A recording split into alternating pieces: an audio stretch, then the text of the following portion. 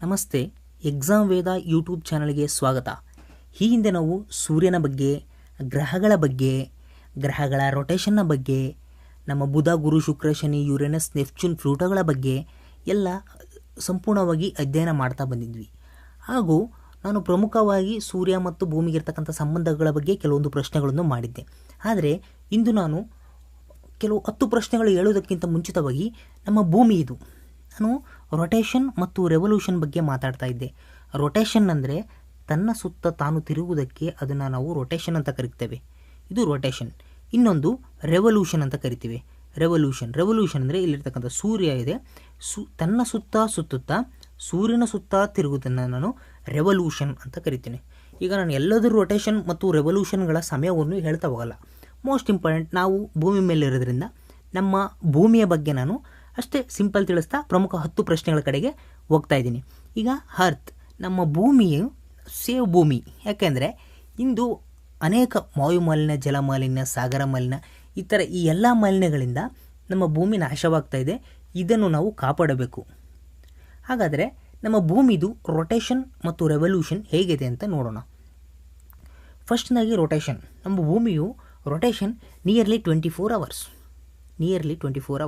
ಅಂದರೆ 23 ಗಂಟೆ 56 ನಿಮಿಷ 4.09 second. This is the rotation. ಅಂದರೆ ಭೂಮಿಯು ತನ್ನ ಸುತ್ತ ತಾನು ತಿರುಗೋದಕ್ಕೆ ತೆಗೆದುಕೊಳ್ಳುವಂತಹ ಸಮಯ ರೊಟೇಷನ್ 23 ಗಂಟೆ 56 ನಿಮಿಷ ಮತ್ತು 4.09 ಸೆಕೆಂಡ್ಗಳನ್ನು ತೆಗೆದುಕೊಳ್ಳುತ್ತದೆ. ಇದು ರೊಟೇಷನ್.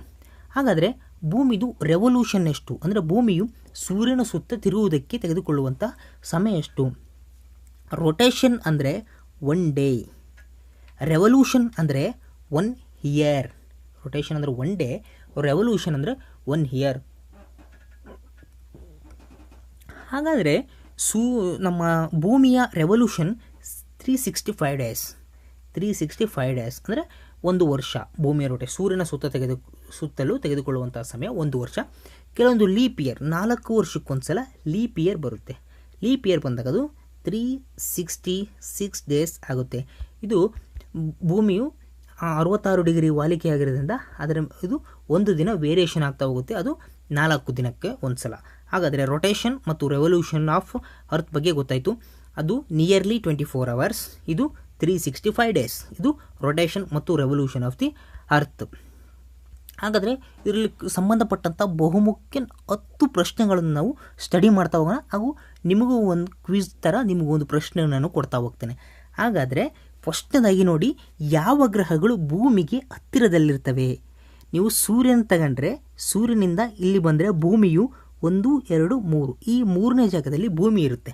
ಹಾಗಾದರೆ ಭೂಮಿಗೆ ಹತ್ತಿರದಲ್ಲಿರತಕ್ಕಂತಹ ಗ್ರಹ ಯಾವುದು? ಇಲ್ಲಿ ಶುಕ್ರ, ಬುಧ, ಶುಕ್ರ, ಭೂಮಿ ಬರುತ್ತೆ. ಹಾಗಾದರೆ ಇಲ್ಲಿ ಶುಕ್ರ ಹತ್ರ. ನೀವಿಲ್ಲಿ ಮಂಗಳನೂ ಇದೆ, ಮಂಗಳ ಹೇಳ್ಬೋದು. ನಿಯರ್ಲಿ ಮಂಗಳಕ್ಕಿಂತ ಹತ್ತಿರ ಶುಕ್ರ ಗ್ರಹ ಭೂಮಿಗೆ ಹತ್ತಿರದಲ್ಲಿರ್ತದೆ. ಶುಕ್ರನು ಸೂರ್ಯ ಮತ್ತು ಭೂಮಿ ಮಧ್ಯಭಾಗದಲ್ಲಿದ್ದಾಗ ಅದು ಭೂಮಿಗೆ ಹತ್ತಿರದಲ್ಲಿರುತ್ತೆ. ಈ ಅವಧಿಯಲ್ಲಿ ಶುಕ್ರ ಭೂಮಿಗೆ ಹತ್ತಿರವಾದ ಗ್ರಹ ಅಂತ ನಾವು ಕಾಣ್ಬೋದು. ಮಂಗಳನೂ ಸಮೇತ ವಾಸ್ತವವಾಗಿ ಹತ್ತಿರವಿರುವಂತಹ ಗ್ರಹಗಳಾಗಿವೆ ಎನ್ನುವಂಥ ಸಂದರ್ಭಗಳು ಸಮೇತ ನಮಗೆ ಕಂಡು ಬಂದಿದ್ದಾವೆ. ಹಾಗಾದರೆ ಈ ಕೆಳಗಿನಲ್ಲಿ ಯಾವುದು ಅತ್ಯಂತ ಪ್ರಕಾಶಮಾನವಾದಂತಹ ನಕ್ಷತ್ರ ಅಥವಾ ಗ್ರಹ? ಅತ್ಯಂತ ಪ್ರಕಾಶಮಾನವಾದ ಗ್ರಹ ಅಂದರೆ ಅದು ಶುಕ್ರ ಗ್ರಹ. ಮುಂಜಾನೆ ಗ್ರಹ, ಸಂಜೆ ಗ್ರಹ, ಹೊಳೆಯುವ ಗ್ರಹ ಎಲ್ಲ ಸಮೇತ ಶುಕ್ರನಿಗಿರ್ತಕ್ಕಂಥ 10 ಹಲವು ನಾಮಗಳು. ನಾವು ಭೂಮಿಯಿಂದ ಯಾವುದೇ ಟೆಲಿಸ್ಕೋಪ್ ಅಥವಾ ಏನೂ ಸಹಾಯವಿಲ್ಲದೆ ಬರಿಗಣ್ಣಿನಿಂದ ನೋಡಬಹುದಂತಹ ಒಂದು ಗ್ರಹನೇ ಇದು ಶುಕ್ರ ಗ್ರಹ. ಸೌರವ್ಯೂಹದಲ್ಲಿ ಅತ್ಯಂತ ಪ್ರಕಾಶಮಾನವಾಗಿರ್ತಕ್ಕಂಥ ಗ್ರಹ. ಈ ಪ್ರಕಾಶಮಾನವಾದ ಸ್ಥಿರವಾದ ಈ ಗ್ರಹಕ್ಕೆ ನಾವು ಬರಿಗಣ್ಣಿನಿಂದ ನೋಡುವಂಥ ಈ ಗ್ರಹಕ್ಕೆ ನಾವು ಬೆಳಕಿನ ನಕ್ಷತ್ರ, ಸಂಜೆ ನಕ್ಷತ್ರ ಅಂತ ನಾವು ಶುಕ್ರ ಗ್ರಹವನ್ನು ಕರಿತೇವೆ. ಹಾಗಾದರೆ ಶುಕ್ರ ಗ್ರಹಕ್ಕಿರ್ತಕ್ಕಂಥ ಇನ್ನೊಂದು ಹೆಸರೇ ಮಾರ್ನಿಂಗ್ ಸ್ಟಾರ್. ಯಾವ ಗ್ರಹವನ್ನು ನಾವು ಮಾರ್ನಿಂಗ್ ಸ್ಟಾರ್ ಅಂತ ಕರಿತೀವಿ ಅಂದರೆ ಇದೇ ಶುಕ್ರ ಗ್ರಹವನ್ನು ನಾವು ಮಾರ್ನಿಂಗ್ ಸ್ಟಾರ್ ಅಂತ ಕರಿತೀವಿ. ಯಾಕೆ ಮಾರ್ನಿಂಗ್ ಸ್ಟಾರ್ ಅಂತ ಕರಿತೀವಿ ಅಂದರೆ ಶುಕ್ರ ಗ್ರಹವು ಕಾಣುವಂತಹ ಸಂಜೆ ನಕ್ಷತ್ರ ಅಂತಲೂ ಕರಿತೀವಿ. ಯಾಕಂದರೆ ಶುಕ್ರವನ್ನು ನಾವು ಬೆಳಗಿನ ನಕ್ಷತ್ರ ಅಂತಲೂ ಕರಿತೀವಿ. ಎಕ್ಸಾಂಪಲ್, ನೀವು ಸೂರ್ಯ ಹುಟ್ಟಿ ಪ್ರಕಾಶಮಾನವಾಗಿಂತ ಮುಂಚೆ ಇದು ಕಾಣುತ್ತೆ. ಹಾಗೂ ಸೂರ್ಯ ಅಸ್ತವಾಗುವಂತಹ ಸಮಯದಲ್ಲಿ, ಸೂರ್ಯಾಸ್ತವಾಗುವಂತಹ ಸಮಯದಲ್ಲಿ, ಸೂರ್ಯಾಸ್ತದ ನಂತರ ಈ ಗ್ರಹ ಕಾಣುತ್ತೆ. ಅಂದರೆ ಸೂರ್ಯ ಉದಯಕ್ಕಿಂತ ಮುಂಚೆ ಮತ್ತು ಸೂರ್ಯಾಸ್ತದ ನಂತರ ಕಾಣುವುದರಿಂದ ಈ ಗ್ರಹವನ್ನು ನಾವು ಸಂಜೆಯ ನಕ್ಷತ್ರ ಮತ್ತು ಬೆಳಗಿನ ನಕ್ಷತ್ರ, ಸಂಜೆ ನಕ್ಷತ್ರ ಮತ್ತು ಬೆಳಕಿನ ನಕ್ಷತ್ರ ಅಂತ ನಾವು ಈ ಗ್ರಹವನ್ನು ಕರಿತೇವೆ. ಹಾಗಾದರೆ ಬಹಳ ಪ್ರಶ್ನೆ ಪತ್ರಿಕೆಯಲ್ಲಿ ಕೇಳಿರ್ತಕ್ಕಂಥ ಮೋಸ್ಟ್ ಇಂಪಾರ್ಟೆಂಟ್ ಕ್ವಶನ್, ಪರ್ಸೆಕ್.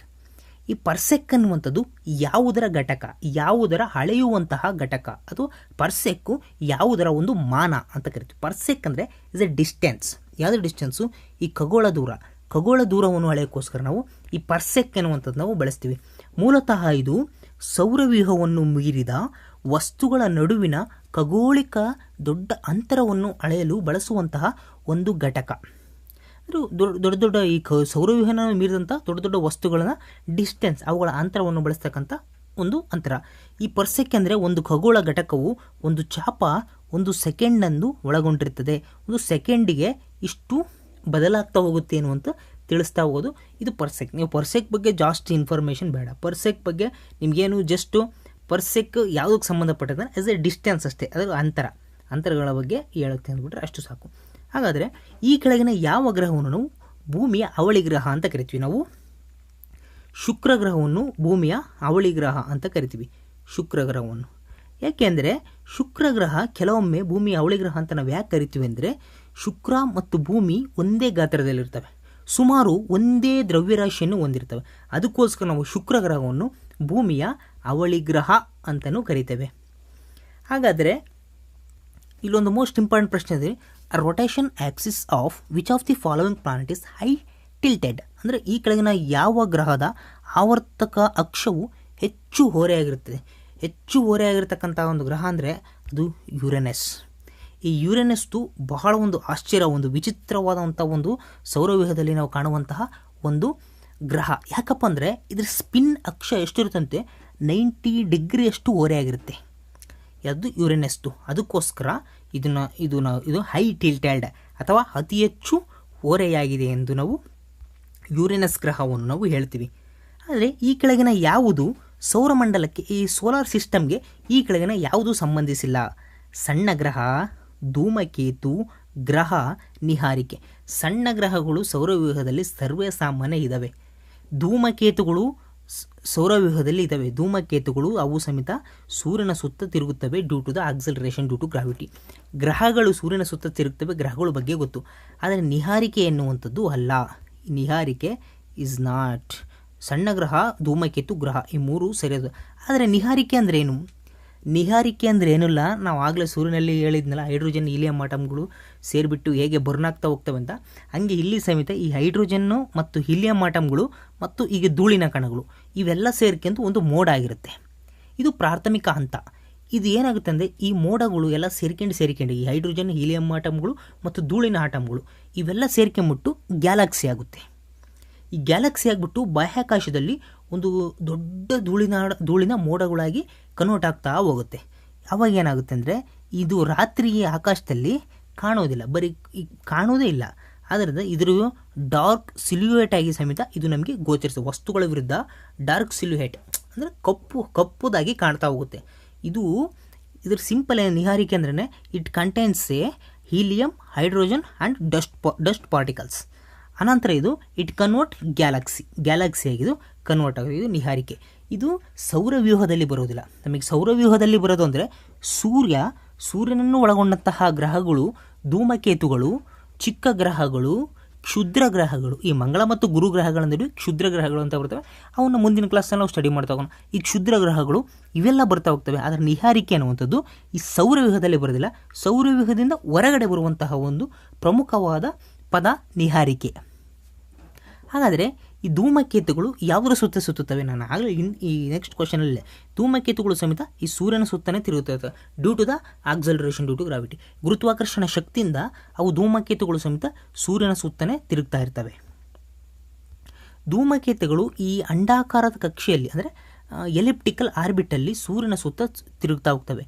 ಅವು ತಮ್ಮ ಪರಿಧಿಯಲ್ಲಿ ಸೂರ್ಯನಿಗೆ ಹಿಂತಿರುಗುವ ಮೊದಲು ಅವರು ಸೌರಮಂಡಲದ ಆಳದಲ್ಲಿ 100 ಮತ್ತು 1000 ವರ್ಷಗಳನ್ನು ಕಳೆಯಬಹುದು. ಎಲ್ಲ ಪರಿಭ್ರಮಿಸುವ ದೇಹಗಳಂತೆ ಧೂಮಕೇತುಗಳು ಕೆಪ್ಲರನ ನಿಯಮವನ್ನು ಅನುಸರಿಸುತ್ತವೆ.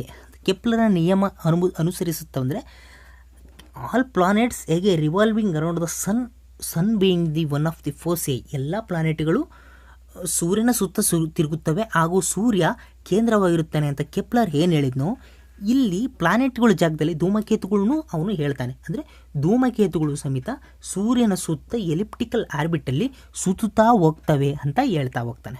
ಹಾಗಾದರೆ ಇಲ್ಲಿ ನೋಡಿ ಇನ್ನೊಂದು ಮೋಸ್ಟ್ ಇಂಪಾರ್ಟೆಂಟ್ ಪ್ರಶ್ನೆ, ಈ ಕೆಳಗಿನ ಯಾವ ಗ್ರಹವು ತಿರುಗುವಿಕೆ ಮತ್ತು ಕ್ರಾಂತಿಗೆ ಒಂದೇ ದಿನವನ್ನು ತೆಗೆದುಕೊಳ್ಳುತ್ತದೆ?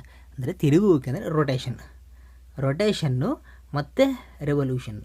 ಈ ರೊಟೇಷನ್ನು ಮತ್ತು ರೆವಲ್ಯೂಷನ್ ಎರಡೂ ಸಮೇತ ನಿಯರ್ಲಿ ಒಂದೇ ಸಮಯ ತೆಗೆದುಕೊಳ್ಳುವಂಥದ್ದು ಯಾವುದು ಅಂದರೆ ಅದು ಶುಕ್ರ ಗ್ರಹ.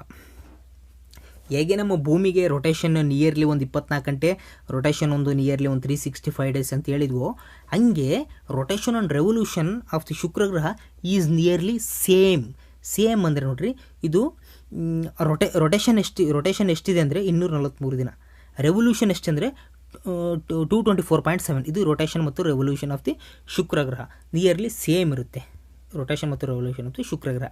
ಹಾಗಾದರೆ ನೈಸರ್ಗಿಕ ಉಪಗ್ರಹಗಳೇ ಇಲ್ಲದಂತಹ ಗ್ರಹಗಳು ಯಾವುವು? ಸ್ಯಾಟಲೈಟ್ಗಳು ಇಲ್ಲದಂತಹ ಗ್ರಹಗಳು ಯಾವುವು? ನಮಗೆ ಗೊತ್ತು, ಭೂಮಿಗೆ ಒಂದು ಉಪಗ್ರಹ ಇದೆ, ಯಾವುದು? ಚಂದ್ರ. ಮಂಗಳ ಗ್ರಹಕ್ಕೆ ಪ್ರಮುಖವಾದ 2 ಉಪಗ್ರಹಗಳಿವೆ, ಫೋಬೋಸ್ ಮತ್ತು ಡಿಮೋಸ್. ಅತ್ಯಂತ ಹೆಚ್ಚು ಉಪಗ್ರಹಗಳು ಇರ್ತಕ್ಕಂಥ ಗ್ರಹ ಅಂದರೆ ಗುರು ಇತ್ತು, ಈಗ ಪ್ರಸ್ತುತ ಅದು ಶನಿಯಾಗಿದೆ. ಎರಡನೆಯ ಗ್ರಹ ಗುರು ಗ್ರಹದಲ್ಲಿ ಅತ್ಯಂತ ಹೆಚ್ಚು ಉಪಗ್ರಹಗಳನ್ನು ಕಾಣ್ತೇವೆ. ಯುರೇನಸ್ ಮತ್ತು ನೆಪ್ಚೂನ್ ನಂತರದ ಸ್ಥಾನಗಳು ನಾವು ಪಡ್ಕೊಳ್ತವೆ. ಮಂಗಳ ಗ್ರಹದಲ್ಲಿ ಇರ್ತಕ್ಕಂಥ ಪ್ರಮುಖವಾದ ಉಪಗ್ರಹಗಳೆಂದರೆ ಅದು ಫೋಬೋಸ್ ಮತ್ತು ಡಿಮೋಸ್. ಫೋಬೋಸ್ ಮತ್ತು ಡಿಮೋಸ್ ಎನ್ನುವಂಥದ್ದು ನಾವು ಮಂಗಳ ಗ್ರಹದಲ್ಲಿ ನಾವು ಕಾಣ್ತೇವೆ, ಫೋಬೋಸ್ ಮತ್ತು ಡಿಮೋಸ್. ಹಾಗಾದರೆ ಗುರುಗ್ರಹದಲ್ಲಿ ಪ್ರಮುಖವಾದ 4 ಉಪಗ್ರಹಗಳನ್ನ ಹೇಳ್ತೀವಿ, ಅದು ಐಯೋ, ಯುರೋಪಾ, ಕ್ಯಾಲಿಸ್ಟ್ರೋ ಮತ್ತು ಗ್ಯಾನಿಮೆಡಾ. ಐಯೋ, ಯುರೋಪಾ, ಕ್ಯಾಲಿಸ್ಟ್ರೋ, ಗ್ಯಾನಿಮೆಡಾ. ಈ ಗ್ಯಾನಿಮೆಡಾ ಎನ್ನುವಂಥದ್ದು ಇದು ಉಪಗ್ರಹಗಳಲ್ಲೇ ಅತ್ಯಂತ ದೊಡ್ಡದಾದ ಉಪಗ್ರಹ ಗ್ಯಾನಿಮೆಡಾ ಎನ್ನುವಂಥದ್ದು. ಈ ಬುಧ ಮತ್ತು ಶುಕ್ರ ಗ್ರಹಗಳಲ್ಲಿ ನಾವು ಯಾವುದೇ ರೀತಿಯಾದ ಗ್ರಹಗಳನ್ನು ನಾವು ಕಾಣೋದಿಲ್ಲ. ಸೊ ಆನ್ಸರ್ ಈಸ್ ಬುಧ ಮತ್ತು ಶುಕ್ರ. ನೈಸರ್ಗಿಕ ಉಪಗ್ರಹಗಳೇ ಇಲ್ಲದಂತಹ ಏಕೈಕ ಹಾಗೂ 2 ಗ್ರಹಗಳೆಂದರೆ ಅವು ಬುಧ ಮತ್ತು ಶುಕ್ರ. ಹಾಗಾದರೆ ಗೆಳೆಯರೆ, ನಿಮಗೆ ಈ ಪ್ರಶ್ನೆ, ಯಾವ ಗ್ರಹವನ್ನು ಕುಬ್ಜ ಗ್ರಹ ಅಂತ ನಾವು ಕರಿತೇವೆ? ಕುಬ್ಜ ಗ್ರಹ ಅಂತ ಯಾವ ಗ್ರಹ? ಭೂಮಿ, ಗುರು, ಪ್ಲೂಟೋ, ಶನಿ. ಇದಕ್ಕೆ ಸರಿಯಾದ ಉತ್ತರವನ್ನು ನೀವು ನಮ್ಮ ಕಾಮೆಂಟ್ ಬಾಕ್ಸಲ್ಲಿ ಕಾಮೆಂಟ್ ಮಾಡಿ. ಇದಕ್ಕೆ ಸರಿ ಉತ್ತರವನ್ನು ನಾನು ಮುಂದಿನ ವೀಡಿಯೋದಲ್ಲಿ ನಾನು ಹೇಳ್ತಾ ಹೋಗ್ತೀನಿ. ನಮ್ಮ ಚಾನಲ್ನಲ್ಲಿ ಎಲ್ಲ ವೀಡಿಯೋಗಳು ಬೇಕಂದರೆ ನಿಮಗೆ ಸಬ್ಸ್ಕ್ರೈಬ್ ಆಗಿ ಹಾಗೂ ಬೆಲ್ ಬಟನ್ ಒತ್ತುವ ಮುಖಾಂತರ ನೋಟಿಫಿಕೇಷನ್ ಆಗಿ ಹಾಗೂ ಎಲ್ಲ ವೀಡಿಯೋಗಳನ್ನು ನಿಮಗೆ ಕಾಣುವಂತೆ ತೆಗೆದುಕೊಳ್ಳಿ. ಹಾಗೂ ನಮ್ಮ ಪ್ಲೇಲಿಸ್ಟ್ಗೆ ಹೋಗ್ಬಿಟ್ಟು ಎಲ್ಲ ವೀಡಿಯೋಗಳು ಸಬ್ಜೆಕ್ಟ್ ವೈಸ್ ನಿಮಗೆ ಸಿಗ್ತವೆ, ನೋಡ್ತಾ ಹೋಗಿ.